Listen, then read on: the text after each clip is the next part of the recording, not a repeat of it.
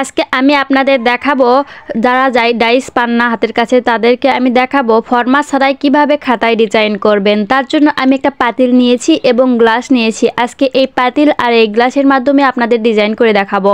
আর হাতের কাছে যদি ডাইস না পান এভাবেও কিন্তু সুন্দর করে খাতায় ছাপ দেওয়া যায়। আপনাকে অন্য কারো কাছে যেতেই হবে না, আপনি ঘরে বসে নিজেই কিন্তু এভাবে ছাপ দিতে পারবেন। আর আমি প্রথম খাতায় ডিজাইন করলাম সেটা আমি একটু পরে দেখাচ্ছি। তার আগে দেখাই আমি গ্লাস দিয়ে এভাবে ডিজাইন কিভাবে করলাম। ওভাবে গ্লাস দিয়ে আঁকায় নিয়ে তারপরে মাঝখানে সুন্দর করে ফুল বসাবো। তার সাইড দিয়ে আগে ফুল আঁকায় নিচ্ছি। ইচ্ছা করলে ফ্রিভাবেও আঁকানো যায়, কিন্তু ওইরকমভাবে ছাপ দেওয়ার কারণ হচ্ছে যে সবগুলো ফুল সমান আসবে, আর সবগুলো ফুল সমান না আসলে হ্যাকড়া ব্যাকড়া হলে দেখতেও খারাপ লাগবে। তাই ওইরকমভাবে দেখেন এই খাতাতে আপনাদের দেখাবো কিভাবে পাল্লা বা পাতিল যেটাই হোক না কেন ওইরকম বড় কিছু পাইলে কিভাবে সেটাতে ডিজাইন করবেন। আমি খাতার এক মাঝখানে এই পাতিলটা বসায় নিলাম এবং পুরোটা আঁক দিয়ে নিলাম। এভাবে 3টা আঁক দিয়ে নিব।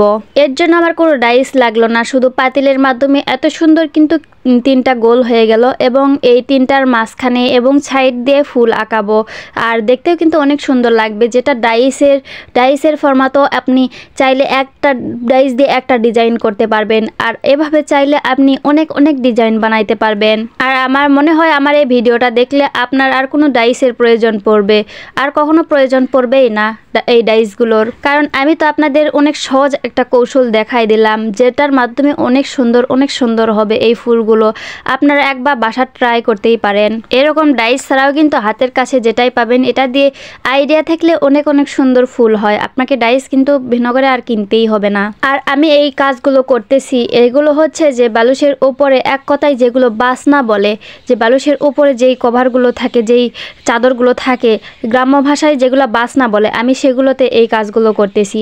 আর এটা আমি ফুল তুলবো না, একজন আমার থেকে ছাপ দিয়ে নিচ্ছে, তার জন্য আমি এই কাজটা করতেছি। বাড়িতে এসেও শান্তি নেই, কাজ আর কাজ। আর এইগুলো এরকম অনেকগুলো তৈরি করেছি শুধু গ্লাস আর পাতিল দিয়ে। আপনারা চাইলে আপনারাও কিন্তু এভাবে তৈরি করতে পারেন। অসম্ভব সুন্দর হয়েছে সব ডিজাইনগুলো।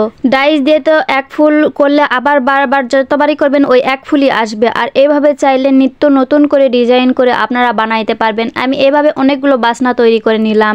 যদিও আমার কোনো ডাইস লাগে না, আমি এমনি হাতেই করতে পারি, কিন্তু তার মধ্যে যদি আপনাদের দেখানোর জন্য আমি এভাবে চেষ্টা করে দেখালাম যে আপনারা যারা পারেন না তারা এভাবে কিন্তু পাতিল অথবা গ্লাস এরকম দিয়েও ডিজাইন করতে পারেন। আপনাদের দেখানোর জন্যই কিন্তু আমি এই ভিডিওটা তৈরি করেছি। তাছাড়া এমনিও আমি তৈরি করতে পারি। আর আমার ফুল ভিডিওটা দেখার জন্য সবাইকে অসংখ্য ধন্যবাদ। এভাবে সবাই আমার পাশে থাকবেন। আল্লাহ হাফেজ।